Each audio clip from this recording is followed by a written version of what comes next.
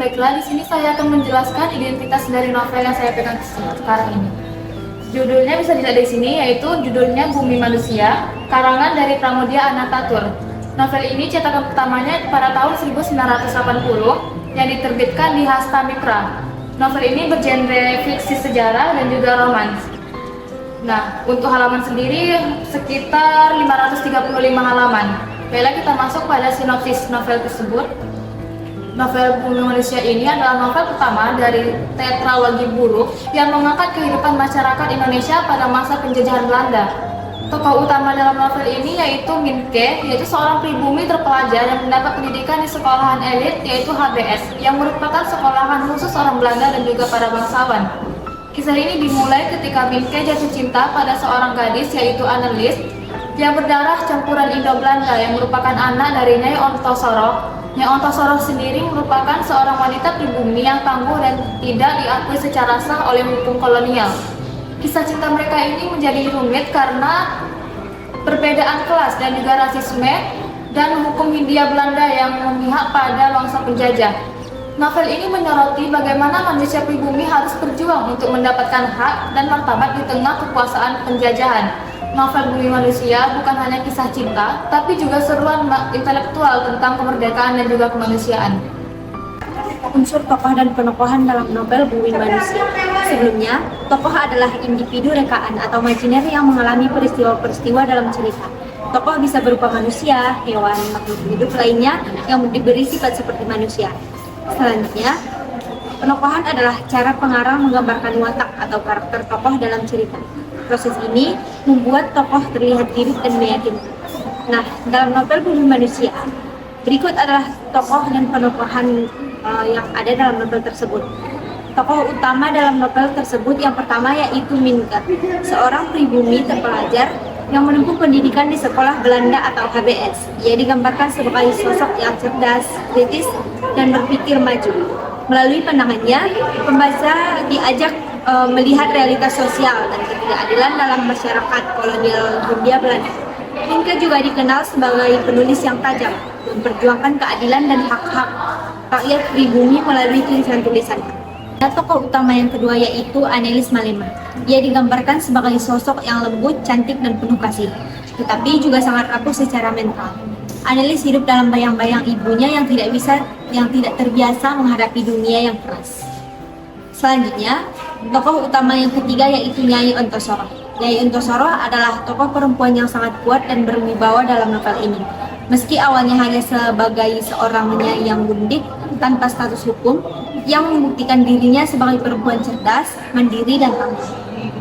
Selanjutnya, tokoh tambahan yang terdapat dalam novel Bumi Manusia yaitu yang pertama Herman Malema. Dia adalah seorang Belanda pemilik usaha yang kemudian mengalami kehancuran moral dan kehilangan kontrol atas keluarganya. Selanjutnya, tokoh yang kedua yaitu Robert Surhoff. Ia adalah seorang Belanda yang sering merendahkan Minke sebagai pribumi dan mewakili pandangan rasis masyarakat kolonial.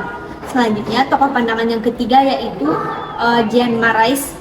Ia mendukung Minke dalam menulis dan membuka pikirannya terhadap dunia jurnalistik dan kebebasan berekspresi. Keempat yaitu Tuan Pangemanan. Ia menjadi representasi kaum terpelajar yang berpihak kepada penguasa Belanda dan menjadi tokoh yang kelak berperan lebih besar dalam dan berkelanjutan tetralogi Bumi Manusia. Selanjutnya yaitu latar. Latar merupakan salah satu unsur intrinsik dalam karya sastra, khususnya dalam fiksi seperti novel dan cerpen. Latar merujuk pada tempat, waktu, dan suasana terjadinya suatu peristiwa dalam cerita. Latar membantu pembaca memahami konteks peristiwa dan memperkuat penggambaran cerita secara keseluruhan. Terdapat beberapa jenis latar. Yang pertama yaitu latar tempat. Latar tempat di sini yaitu menggambarkan lokasi atau tempat terjadinya peristiwa dalam cerita. Contohnya terdapat dalam novel Bumi Manusia yang pertama yaitu di Hindia Belanda. Yang kedua ruang direktur sekolah yaitu tempat Minke dimerahi karena berteman dengan Annelies dari keluarganya. Yang ketiga yaitu rumah sakit. Pada tempat Nyai Ontosoroh merawat Annelies yang sedang sakit. Yang keempat rumah Minke saat Minke menulis dan menemukan keadilan serta ketidaksetaraan hukum. Dan yang terakhir yaitu pengadilan, yaitu tempat persidangan perebutan hak asuh Annelies antara Nyai Ontosoroh dan Belanda.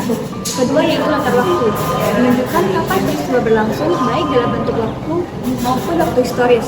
Contoh dalam novel Bumi Manusia yang pertama yaitu pagi hari, pada saat Minke memulai hari di sekolah dan menerima berita penting. Yang kedua yaitu malam hari, pada saat Minke menulis buku hariannya dan memikirkan perjuangan rakyat. Dan yang terakhir itu pada masa penjajahan Belanda pada abad ke-19, yaitu sistem hukum yang diskriminatif diterapkan terhadap pribumi dan perempuan. Yang terakhir itu adalah tata suasana yang menggambarkan kondisi emosional atau psikologis yang melingkupi peristiwa dalam cerita.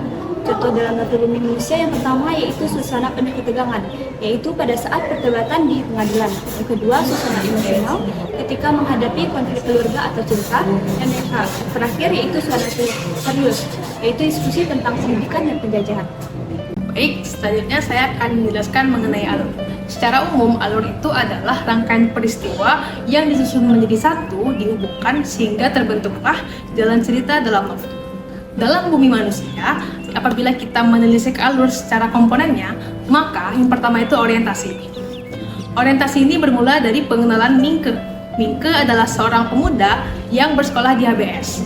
HBS ini jika kita tarik di masa sekarang, maka setara dengan SMA ataupun SMP. Dan orang-orang yang dapat sekolah di HBS itu adalah orang-orang yang seperti anak pejabat atau anak-anak Belanda. Intinya HBS ini hanya bisa diduduki oleh orang-orang yang punya kekuasaan atau punya kewenangan. Karena Minke ini dia sekolah di HBS dan dia juga keturunan Jawa, otomatis dia ini memiliki atau terkena dampak dari dua budaya. Dampak dari pembelajaran di Eropa sehingga dia memiliki budaya-budaya Eropa dan juga dari keluarganya yang orang Jawa. Lalu di mana mulai konflik? Kita masuk tahap 2 yaitu konflik. Konflik bermula ketika Minke dan temannya ini menemui Nyai Ontosoroh. Nyai Ontosoroh ini memiliki anak namanya Annelies dan Robert Melema. Nah, pertemuan Minke dan Annelies ini dibuahi oleh cinta pandangan pertama. Yang ini juga menjadi sebuah pemicu konflik utamanya nanti. Lambat laun mereka sering bertemu, Annelies mulai jatuh hati dengan Minke, dan juga Minke ini bisa menarik hati ibunya yaitu Nyai Ontosoroh. Ini menimbulkan sebuah kecemburuan oleh Robert Melema. Selanjutnya masuk pada klimaks. Klimaksnya ini bermula ketika Minke diminta pulang oleh ayahnya. Ayahnya seorang yang akan diangkat menjadi bupati. Dan saat Minke selesai dari sana, dia ingin pulang, dia merasa diteror atau diikuti oleh seseorang yang gendut. Nah, Minke menduga kalau ini adalah perbuatan dari Robert Melema yang cemburu padanya. Di saat yang sama pun Minke mulai memikirkan cara untuk bisa menjauhi teror itu dengan menjauhi Annelies terlebih dahulu. Tapi ini malah membuat Annelies jatuh sakit yang keras. Tidak sampai di sana, Minke pun merasakan adanya konflik batin dalam dirinya. Dia mulai bingung, apakah dia ingin membela para Belanda ataupun membela bangsanya yaitu pribumi Jawa dan sebagainya. Hingga akhirnya datanglah surat dari temannya yaitu Sarah Lecroix. Nah, lalu masuk pada anti klimaks atau penurunan konflik. Di sana setelah membaca surat dari Sarah atau Miriam, ya mereka ini adik kakak. Dan di sanalah Minke mulai menentukan apa pilihannya. Dia mulai menulis perlawanan dengan nama samaran dan mengirimnya surat-surat kabar. Dia menulis itu karena dia juga memiliki ilmu sebagai sebuah HBS dan dia juga memiliki tempat untuk bisa membela bangsanya dari para Belanda. Dia mulai menulis surat kabar, mulai melakukan perlawanan secara sembunyi-sembunyi, dan pada saat ingin selesai sekolah dari HBS, ia pun mempersunting Annelies. Di sini terlihat kalau si Mingke ini telah melawan konflik dalam dirinya, konflik keraguannya dan ketakutannya. Lalu bagaimana dengan penutupnya? Penutupnya itu dijelaskan kalau Mingke dan Annelies terus melakukan perlawanan hingga mereka dewasa, hingga mereka tua. Lalu secara keseluruhan, bagaimana alur yang terdapat dalam novel ini? Apabila kita membaca dari awal hingga akhir, maka alurnya itu adalah mundur. Kenapa? Karena pada bab 1 itu dikatakan kalau novel Bumi Manusia ini merupakan hasil catatan dari si Mingke yang mana dibacanya lagi 13 tahun mendatang. Sekian dari saya. Sudut pandang adalah cara pengarang menyampaikan cerita dari perspektif tertentu sehingga pembaca dapat memahami alur dan tokoh dalam cerita tersebut. Sudut pandang ini merupakan teknik naratif yang menentukan siapa yang menceritakan dan bagaimana cerita itu disajikan kepada pembaca. Sudut pandang pada novel Bumi Manusia karya Pramudia Anantatur adalah sudut pandang orang pertama, aku, sebagai tokoh utama seperti pada kutipan berikut. Orang memanggil aku Mingke, namaku sendiri. Sementara ini tak perlu disebutkan, bukan karena gila misteri telah aku timbang. Belum perlu benar tampilkan diri di hadapan mata orang lain. Pada mulanya catatan pendek ini aku tulis dalam masa berkabung. Dia telah meninggalkan aku, entah untuk sementara entah tidak. Karya Bumi Manusia tahun 2005. Tema utama dari Bumi Manusia adalah perlawanan terhadap ketidakadilan dan penindasan kolonial. Novel ini menggambarkan perjuangan tokoh utama dalam menghadapi ketidakadilan sistem kolonial Belanda di Hindia Belanda, termasuk diskriminasi ras, sosial, dan budaya. Selain itu, novel ini juga mengangkat tema kesadaran identitas nasional, pendidikan, dan kebebasan berpikir. Amanat yang dapat diambil dalam novel Bumi Manusia adalah pentingnya pendidikan dan kesadaran sebagai alat untuk melawan ketidakadilan dan penindasan. Melalui tokoh utama, Pramudia Anantatur menyampaikan bahwa seseorang harus berani berpikir merdeka, mempertahankan harga diri, dan memperjuangkan kebenaran meskipun menghadapi tekanan dari sistem yang menindas. Novel ini juga menekankan bahwa perubahan besar dapat dimulai dari keberanian dan tekad individu yang sadar akan identitas dan martabatnya sebagai manusia dan sebagai bagian dari bangsa yang tertindas.